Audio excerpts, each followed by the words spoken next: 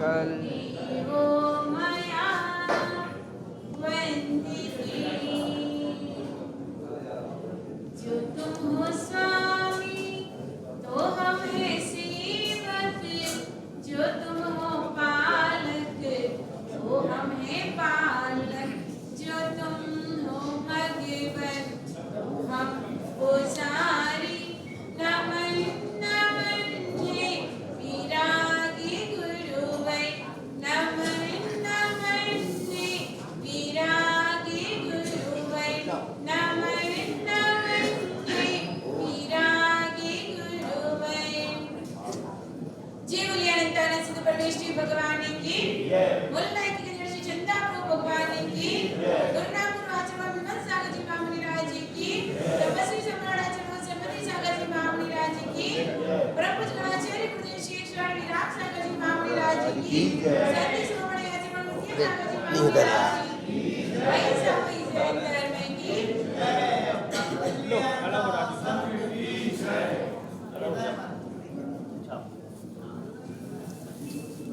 चलो जननी चलो सारे द्वादश शास्त्र का सार,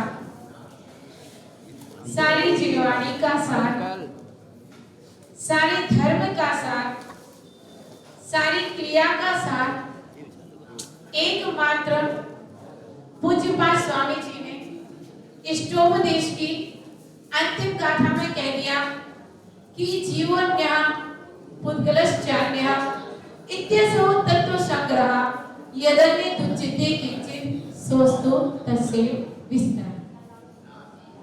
आचार्य मूल पूज्यपाद स्वामी ने इष्टोपदेश के अंदर कह दिया कि जीव अलग है और पुद्गल अलग है, यह ही तत्व का सार है। इस तत्व के सार को समझने के लिए, समझाने के लिए, आचरण में उतारने के लिए सारे ग्रंथों का उद्गम हुआ। पहले आचार्य भुवन पुष्पदत्त और भूतबली भगवानों के पहले ग्रंथ नहीं लिखे जाते थे। ग्रंथों को लिखना सही नहीं माना जाता था। इसलिए सही नहीं माना जाता था क्योंकि जिस भी वस्तु पर इन आदि प्रभु के उद्गम स्थल से निकले शब्द लिखे जाएंगे, वह कभी ना कभी क्षतिग्रस्त भी होंगे। इन शब्दों का उद्गम, जिनवाणी का उद्गम कहां से हुआ है? बतलाएगा कुछ है?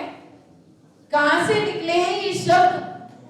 कहां से उत्पन्न हुए ये शब्द? यह शब्दों का उद्गम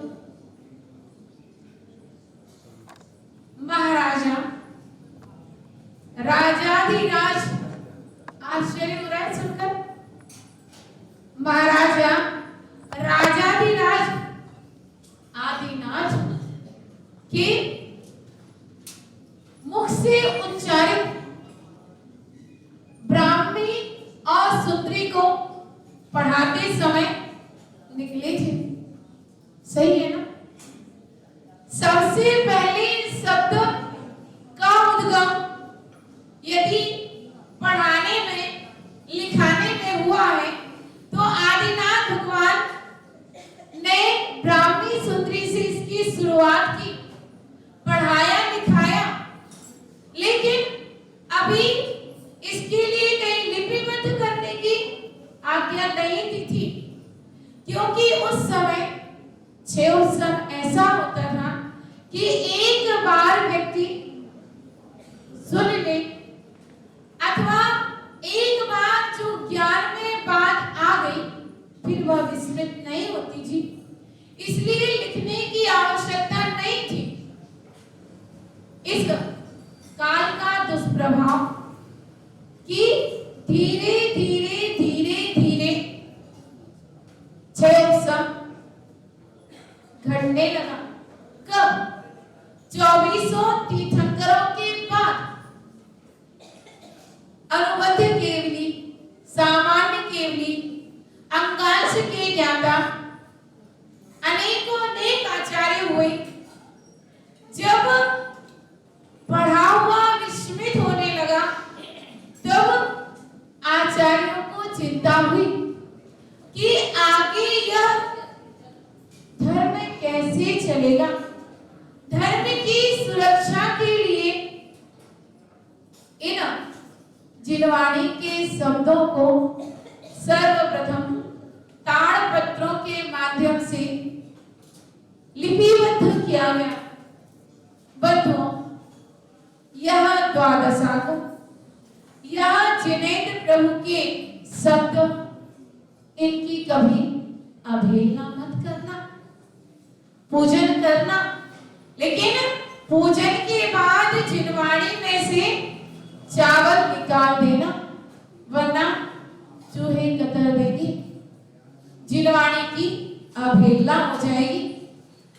इन शब्दों पर कभी पैर नहीं रखना।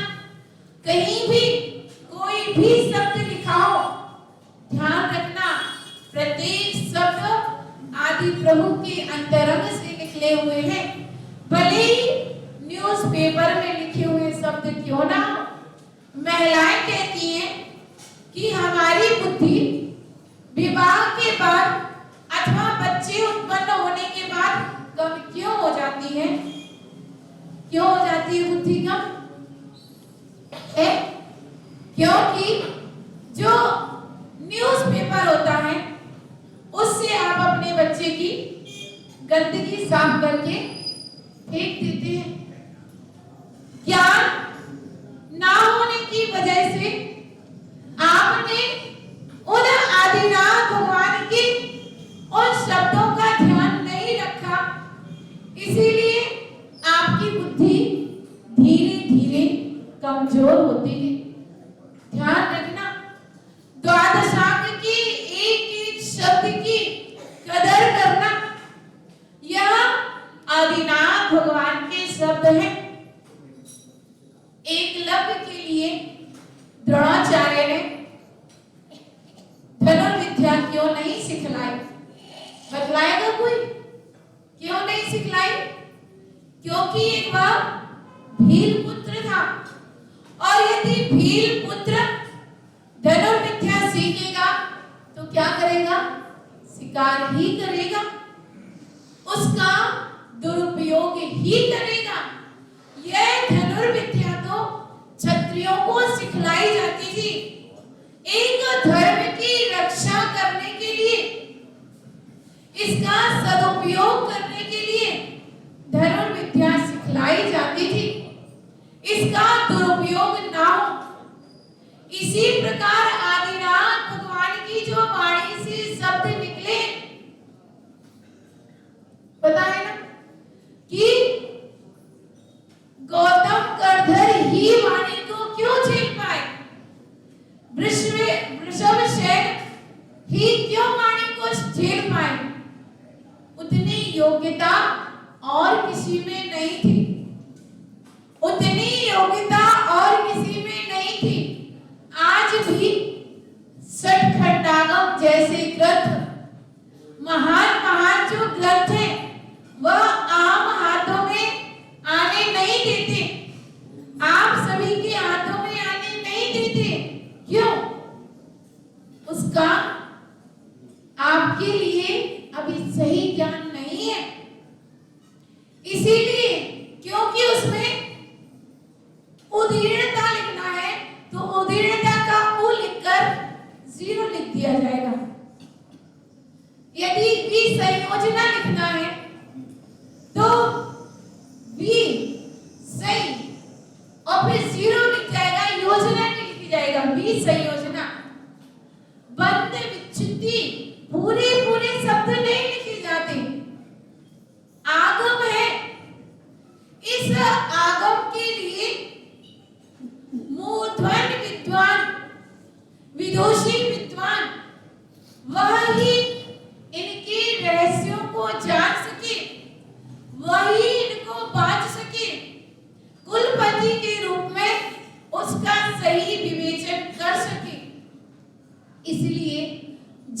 जब सठखंडागम ग्रंथ की, कसाय पहाड़ आदि ग्रंथ की वाचनाएं होती हैं, आचार्यों की सन्निधि में होती है, किसी मुख्य विद्वान के लिए कुलपति बनाकर बिठाया जाता है और फिर उसका विवेचन सही रूप में किया जाता है। और उसके विवेचन में भी मात्र विद्वान और साधु ही बैठ सकते हैं और कोई नहीं बैठ सकता, और कोई नहीं बैठ सकता। क्यों? जब तक ज्ञान का पूर्ण अभ्यास ना हो, इतनी समझदारी ना हो, तब तक वह सब शास्त्र आपके समक्ष नहीं रखे जाते। बंधुओं, 4 प्रकार के व्यक्ति होते हैं, ध्यान से सुनना। 4 प्रकार के व्यक्ति होते हैं। एक व्यक्ति वह है जिसका जीवन सब्जी भाजी की तरह है। सब्जी भाजी समझते हो ना, जिसके भाव घटते बढ़ते रहते हैं, जिनके भाव सदैव एक से नहीं रहते। यदि आप सुबह ताजी सब्जी खरीदने जाएंगे तो भाव चढ़े हुए होंगे। सुबह सुबह नहा धोकर मंदिर आओगे, भाव आपके अच्छे रहेंगे। दोपहर होते होते भावों में कुछ कर्मशता आ जाएगी। दोपहर होते होते सब्जियां कुछ मुरझाने लग जाएंगी और शाम होते होते है भावों में और ज्यादा गिरावट आ जाएगी। फिर क्या करना पड़ता है? जब सब्जी को स्वादिष्ट बनाना पड़े तो क्या करते हैं? सब्जी को सुधारते हैं, बढ़ाते हैं, उसमें सभी प्रकार के मसाले और घी या तेल का तड़का लगाते हैं, तब कहीं जाके वह सब्जी स्वादिष्ट बनती है। बंधुओं, इसी प्रकार से आपका जीवन भी है कि आपका जीवन एकदम नीरस सा है। उसको सरस बनाने के लिए, अपने जीवन को सरस बनाने के लिए आप क्या करते हैं? उसमें तड़का लगाते हैं, उसमें तड़का लगाते हैं। काहे का तड़का लगाते हैं? आप सोचते हैं कि जब तक मसाले नहीं होंगे, जब तक परिवार नहीं होगा, जब तक जीवन का कोई मूल्य नहीं, तब ही जीवन स्वादिष्ट है। जबकि आपका पूरा भरा पूरा परिवार हो, है? आपकी सोच इस प्रकार की होती है, सदैव एक जैसी नहीं होती। दूसरे वे व्यक्ति होते हैं जिनका जीवन मीठे फल की तरह होता है। मीठा फल जो अंतरंग में मिठास को भरे हुए है, लेकिन ऊपर में छिलका है। जैसे संतरे के ऊपर छिलका है, अमरूद के ऊपर छिलका है, एप्पल के ऊपर छिलका है, हर फल के ऊपर, केले के ऊपर छिलका है, हर फल के ऊपर छिलका है। क्यों? फल की सुरक्षा के लिए। अंतरंग में मिठास भरी हुई है, अंतरंग में गुण भरे हुए हैं, अंतरंग में ज्ञान और वैराग्य भरा हुआ है, अंतरंग में सभी प्रकार की शुभ भावनाएं, विशुद्ध भावनाएं भरी हुई है। करना तो बहुत कुछ चाहते हैं, करना तो बहुत कुछ चाहते हैं, लेकिन कर नहीं पाते। वह जीवन होता है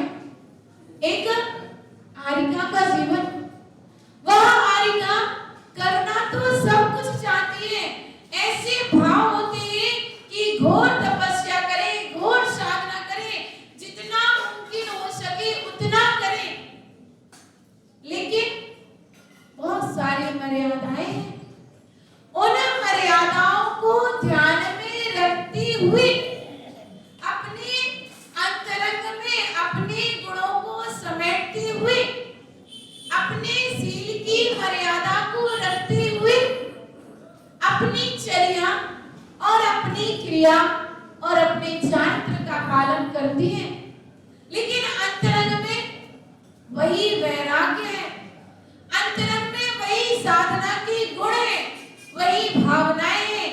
और वही भावनाएं कब तक रहेंगी? जब तक ही भगवान मेरी पर्याय चेंज नहीं हो जाती। अंतरंग में अभी भी वही भाव है, संत साधु बन के बिछड़ो वह घड़ी कब आएगी, चल पड़ूं मैं मोक्ष पद पर वह घड़ी कब आएगी, शांति दिल पर मेरे वैराग्य की छा जाएगी। अभी भी अंतरंग में शांति नहीं है।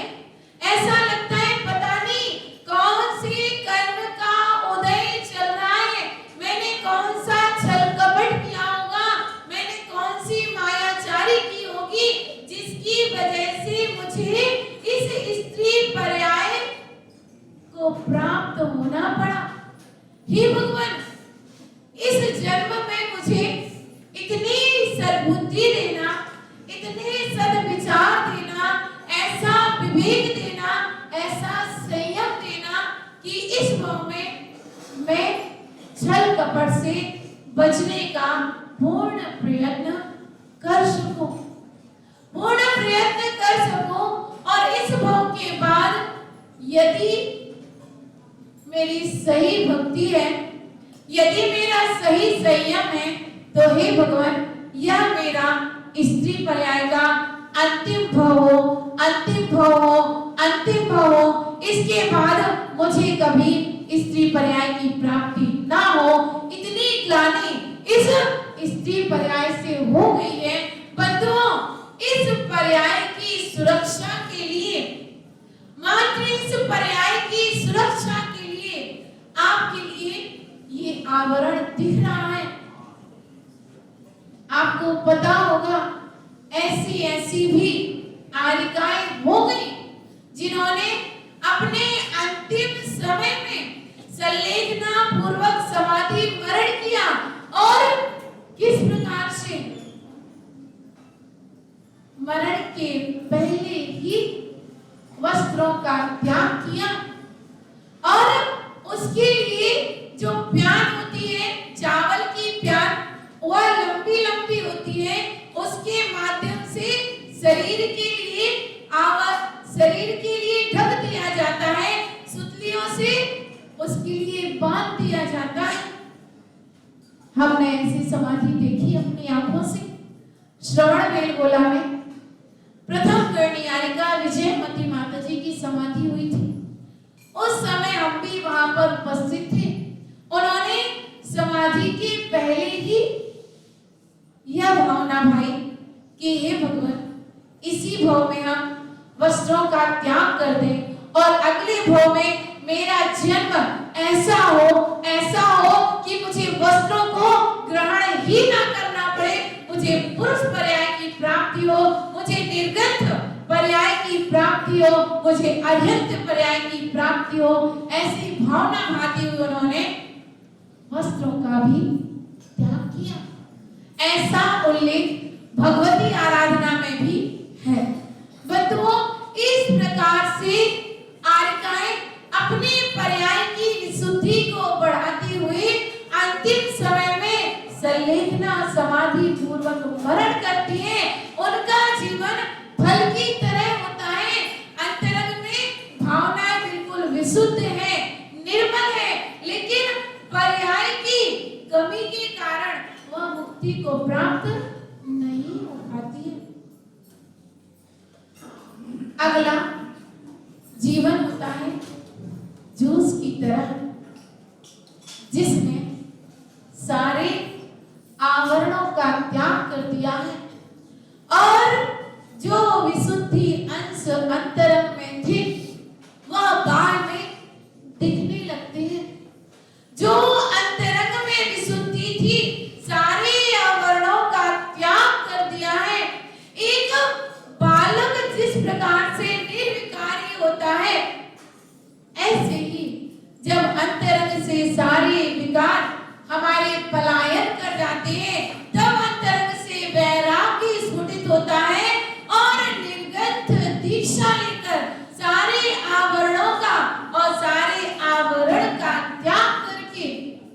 बंधुओं, मुनि दीक्षा को धारण करते हैं। उनका जीवन, उनके जीवन में मिठास ही मिठास है। अंतरंग में भी उनका जीवन मीठा था, बाहर में भी मीठा था। अंतर बाहर का झंझट छोड़कर जो सही स्वरूप था, उस स्वरूप में आ गए। अपने जीवन की मिठास को उद्घाटित कर दिया, अपने जीवन की मिठास को उद्घाटन कर दिया और ऐसे सुख को प्राप्त किया, ऐसे सुख को प्राप्त किया जो सुख इंद्र, नरेंद्र, धरणेंद्र को भी प्राप्त नहीं है। यो चित्त निज में स्थिर भये जो अखत वह आनंद यो, जो इंद्र, नाग, नरेंद्र व धर्मेंद्र के नाही कहियो। बंधुओं, हम तो उस सुख की कल्पना ही कर सकते हैं, हम उस सुख का भी अनुभव नहीं कर सकते। लेकिन जिनके लिए वह सुख प्राप्त हो चुका है, वह मुनि, वह 3 कम 9 कोटि मुनिराज वंदनीय है, आराधनीय है और प्रभु से यही प्रार्थना करते हैं कि हे भगवान, एक दिन वह आए कि मैं भी उस पर्याय को प्राप्त करूं। ध्यान रखना, जो भी स्त्री पर्याय का छेद करना चाहता है, उसके लिए आर्य व्रतों को अंगीकार करना ही होगा। आर्य व्रतों को अंगीकार करना ही होगा। यदि चाहते हो कि अगले भाव में करेंगे, इस भाव में मुमकिन नहीं है, तो बंधुओं, अगले भाव का कोई भरोसा नहीं है। अगले भाव का कोई भरोसा नहीं है। क्यों नहीं है भरोसा? क्योंकि काल अपना प्रभाव दिखा रहा है। काल अपना ऐसा प्रभाव दिखा रहा है कि आपकी सारी संस्कृति और संस्कार विनष्ट होते जा रहे हैं। और वैसे भी प्रभु की वाणी है कि मुट्ठी भर लोग ही स्वर्ग जाएंगे, बाकी सबको नरक और त्रियक्ष पर्याय ही मिलना है। मनुष्य पर्याय भी एक तो दुर्लभ है और उसमें भी ऐसा काल आने वाला है, ऐसा काल आने वाला है कि व्यक्तियों के विचार दिन प्रतिदिन अशुभ ही होते जाएंगे, अशुभतर ही होते जाएंगे, अशुभ अशुभ ही होते जाएंगे। जैसे दुखमा काल चल रहा है, उसके बाद दुखमा की तैयारी होने लग जाएगी। अब इस स्वाध्याय के अंदर एक क्वेश्चन खड़ा हो गया कि तीसरे काल में ही आदिनाथ भगवान का जन्म हुआ और तीसरे काल का अंतिम भी नहीं हो पाया। 3 वर्ष और 8 माह 15 दिन बाकी रहे, प्रभु का मोक्ष हो गया। तृतीय काल में मोक्ष होता ही नहीं, तीर्थंकरों का जन्म भी नहीं होता, लेकिन हुआ। काल का प्रभाव चौथे काल ने तीसरे काल में ही प्रभाव दिखाना शुरू कर दिया और चौथा काल प्रारंभ हुआ और चौथे काल के अंत में पंचम काल ने प्रभाव जमाना शुरू कर दिया और पंचम काल में अभी हम देख रहे हैं पंचम काल की अभी शुरुआत हुई है और छठे काल ने मनुष्य को मारने के लिए तैयार है, जीव को भक्षण करने के लिए तैयार है। यह काल का दुष्प्रभाव है। इसीलिए संभल के चलना, संभल के चलना। यदि आप अपनी इस पर्याय को नहीं संभाल पाए, इस पर्याय को नहीं सुधार पाए, तो अगले भव की गारंटी नहीं है। अगले भव की कोई भी गारंटी नहीं है। इसलिए अपने इसी भाव को, अंतरंग की विशुद्धि को इतना जमा के रखना, इतना संभाल के रखना, अपना जीवन सदाचारी बनाना, अपना जीवन सदाचारी बनाना, अपने जीवन में विनम्रता ना लाना, अपने जीवन में विनय गुण लाना, अपने जीवन में विवेक को अपनाना, तो आपका जीवन भी आगे चलकर आरिका व्रतों को प्राप्त हो सकता है बंधुओं। और जैसे हमने आपके लिए बताया कि मुनिराज अंतर बाहर अंतरंग में भी विशुद्ध परिणामों को बनाए हुए हैं और बाहर में भी, अंतरंग में भी परिग्रह से रहित हैं और बाहर से भी परिग्रह से रहित हैं। यह मुनियों का जीवन है बंधुओं, जिसने अपने सारे अंतरंग के गुणों को अंतरंग में ही समाविष्ट कर लिया है। अंतरंग के गुणों को अंतरंग में ही समाविष्ट कर लिया है। जो संयोग केवलीय, जो संयोग केवलीय, सांस शरीर होते हुए भी सारे गुणों को अंतरंग में ही समाविष्ट कर लिया है। कैसे है वह? बिल्कुल किशमिश की तरह है, ड्राई फ्रूट की तरह है, जिन्होंने संसार में रहते हुए, संसार में रहते हुए संसार के सारे दुर्गुणों का त्याग कर दिया और सारे अंतरंग के गुणों को अंतरंग में समाविष्ट करते हुए घातिया कर्मों को, कड़वाहट को, विकारता को बिल्कुल विनष्ट कर दिया और अंतर बाहर सब जगह मीठी ही मीठी हो गए, स्वादिष्ट ही स्वादिष्ट हो गए। ऐसे जीवन को हमें अपनाना है बंधुओं। आपने करीब आज हमारा इस संगम कॉलोनी में प्रवास होते 10वां दिन है। आपने 10 दिन तक जो भी सुना, आपको जो भी उसमें अच्छा लगा हो, तीर्थंकर की वाणी सुनकर, समझकर या गुरुओं की वाणी समझकर अपने जीवन में उतारने का प्रयास करना, और जो आपको अच्छा ना लगा हो तो ध्यान रखना, अभी हम संसारी हैं, अभी हम संसारी हैं और संसारी होते हुए अभी हम इस संसार में विचरण करते हुए आप सभी के बीच में रह रहे हैं। चमड़े की जबान यदि कहीं फिसल गई हो तो मेरे गुरुजन, विद्वान गण, जो सद्ज्ञानी है, जिनके अंदर सद्बुद्धि है, वह मुझे क्षमा प्रदान करेंगे और जो अच्छा ना लगा हो उसे एक अज्ञानिता समझकर छोड़ देंगे। बंधुओं, जिनका ज्ञान समुद्र से भी विशाल है, उनके आगे हम अपनी कोई कल्पना भी नहीं कर सकते। एक ओस की बूंद बराबर भी मेरा ज्ञान नहीं है।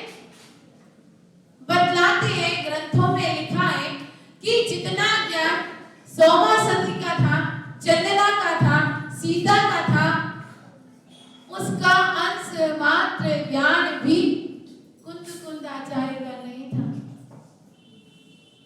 बतलाइए, अंग अंश की ज्ञाता आरिकाएं हो गई, अंग पूर्व की ज्ञाता आरिकाएं हो गई, लेकिन भद्रबाहु स्वामी अंग मांस के ज्ञाता थे। उसके बाद जितने भी बड़े बड़े आचार्य हो गए, उनके लिए कोई भी अंगों का ज्ञान नहीं था, द्वादशांग का संपूर्ण ज्ञान नहीं था। जब बड़े बड़े आचार्यों को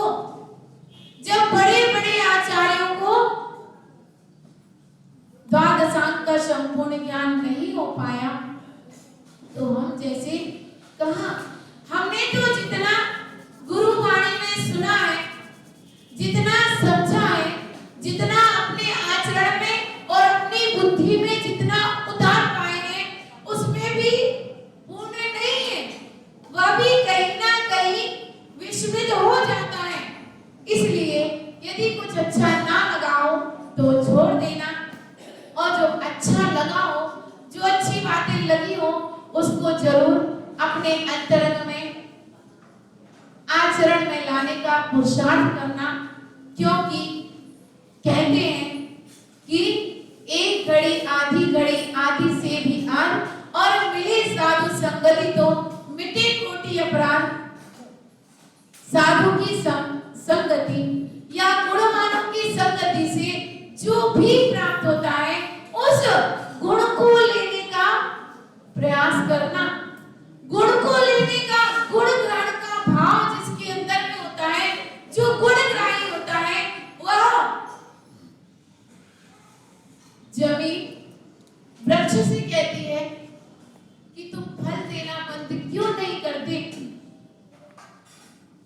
वह वृक्ष कहता है मेरा स्वभाव है, मेरा स्वभाव है। जब पतझड़ का मौसम आता है, वृक्ष सूख जाता है और धरती कहती है क्यों, कहाँ गया तुम्हारा स्वभाव। वृक्ष कहता है कोई बात नहीं, सुख दुख दोनों रहते जिसमें जीवन है वह छाँव, कभी धूप तो कभी छाँव, भले भी दिन आते, भले भी दिन आते, जगत में बुरे भी दिन आते, खट्टे मीठे फल यहाँ उसके सभी पाते, कभी उल्टे कभी सीधे बढ़ते, अजब समय की था। वह वृक्ष कहता है कोई बात नहीं, अभी पतझड़ का मौसम आया है, लेकिन कभी बसंत ऋतु भी तो आएगी, कभी बसंत ऋतु भी आएगी, कभी मैं पुनः हरा भरा हो पाऊंगा और इस सृष्टि के लिए पुनः मीठे फल प्रदान कर पाऊंगा। मेरा स्वभाव। जल से कहा क्यों बहते हो, नदी से कहा क्यों बहते हो, थकती नहीं हो, सदैव बहती ही रहती हो। नदी भी यही कहती है मेरा स्वभाव है परोपकार करना। बंधुओं, साधुओं का, साधुओं का स्वभाव भी होता है स्व पर उपकार करना, स्वयं का भी उपकार करना और पर का भी उपकार करना। ऐसा लगता है कि वास्तविकता में जीवन की सार्थकता इसी में है कि स्वयं का भी उपकार करो, और इसके अलावा यदि समय मिलता है तो परोपकार भी करो। यही सदाचार है, यही सच्चा जीवन है। इसके अलावा सब कुछ झूठा है, इसके अलावा सब कुछ झूठा है। आप मरने के बाद सत्य को ग्रहण करते हैं, लेकिन साधु जन जीते जी सत्य को ग्रहण करते हैं। आपकी जब अर्थी जाती है तब कहते हो क्या, अरिहंत नाम सत्य है, सिद्ध नाम सत्य है। लेकिन साधुओं ने जीवंत में ही जान लिया कि अरिहंत का नाम ही सत्य है, सिद्धों का नाम ही सत्य है।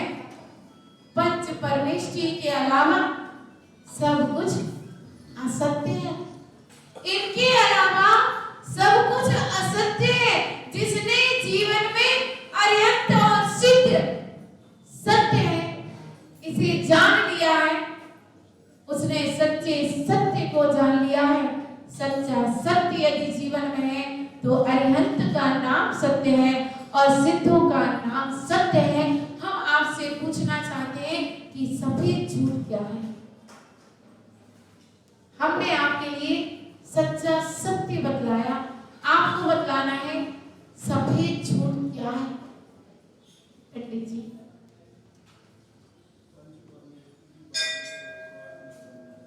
बहुत अच्छा, कितना अच्छा बोला, भले ही पीछे से आवाज आए। पंच परमेष्ठी की वचनों पर श्रद्धा ना करना और विपरीत बोलना, उसके विपरीत बोलना, उसके विपरीत आचरण करना, यह सफेद झूठ है। बंधुओं, हम कितना सत्य में जी रहे हैं, कितना झूठ में जी रहे हैं, यह आप स्वयं निर्णय कर सकते हैं। हमें सत्य में जीने का पुरुषार्थ करना है। हमारा एक जिन धर्म ही सत्य धर्म है, जिन धर्म ही सच्चा धर्म है, इसके अलावा सभी असत्य हैं, इसके अलावा सभी असत्य हैं। यदि आपने असत्य को जान लिया है तो उसको त्याग करने का पुरुषार्थ करना।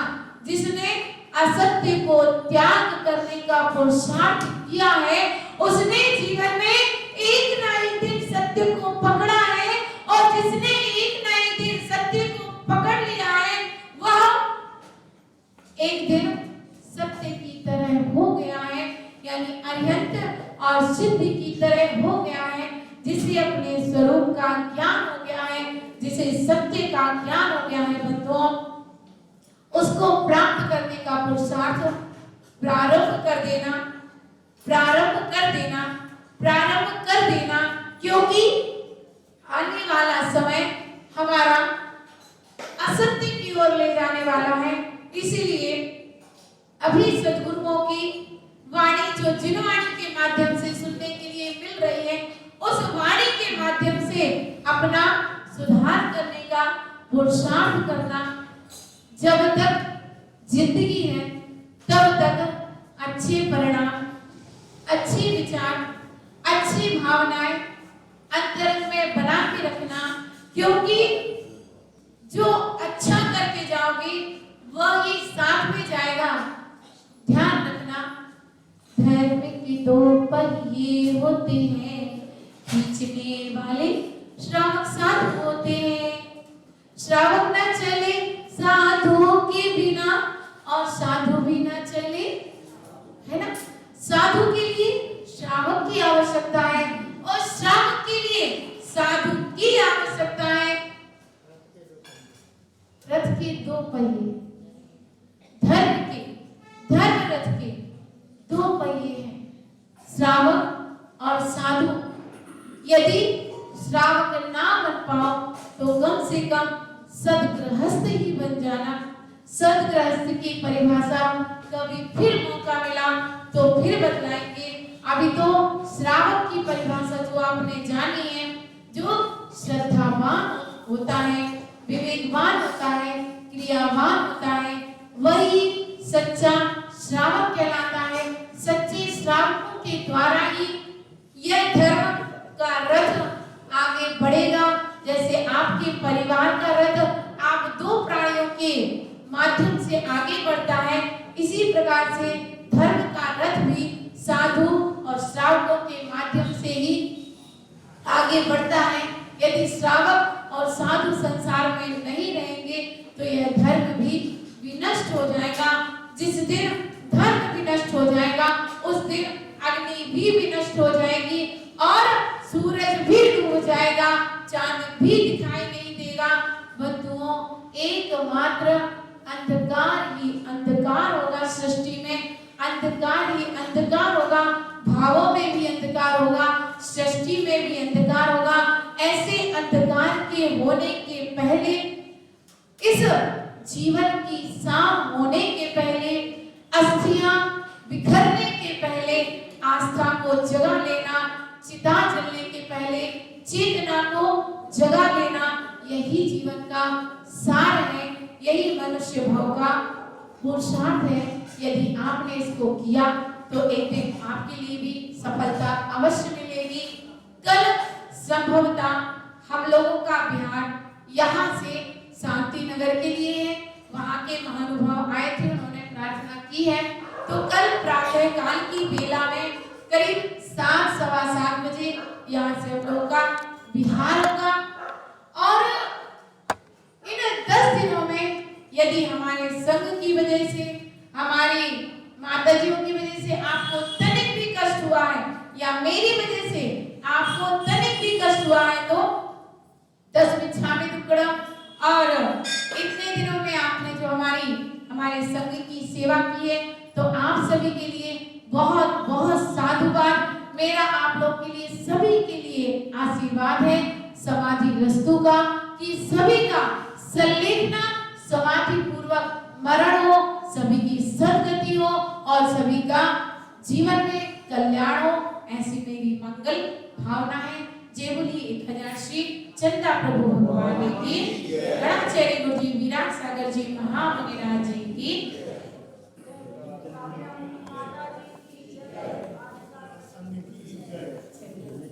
जल चंदन अक्षत पुष्प चेरु, अरु दीप धूप फले अति लाभे, पूजा को ठानत जो तुम जानत, सो नर ठानत सुख पावे।